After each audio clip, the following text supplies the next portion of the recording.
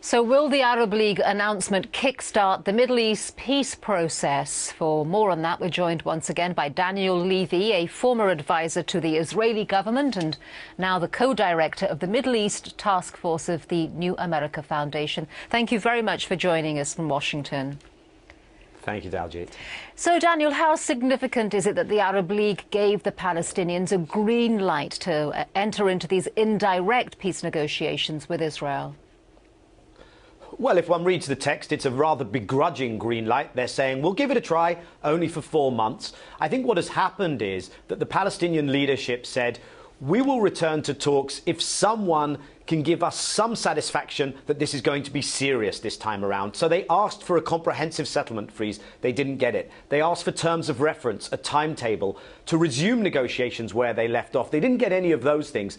And therefore, they were somewhat up a ladder, looking very problematic in terms of their internal political situation. So they turned to the Arab League and said, look, why don't you give us some political cover? The Arab foreign ministers met, they took this decision, and it allows the Palestinian president to say, it's not my decision, I'm not that enthusiastic, but I defer and respect the will of the Arab leaders who met today. The Syrian foreign minister, by the way, said this isn't our decision to make, it's a Palestinian decision to make. But this gives President Abbas political cover. Will the content of the talks change?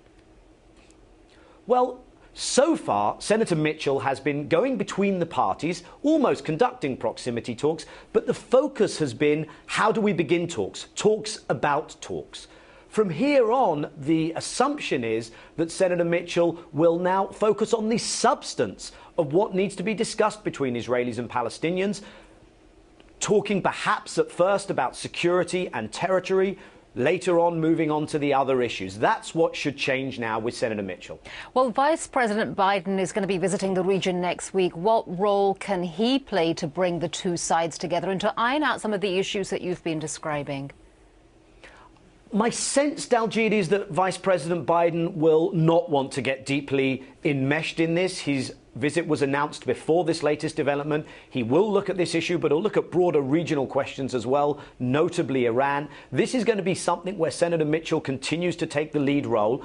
He will go between the parties. Biden will bless this, I'm sure. But Senator Mitchell will decide, how do we move forward?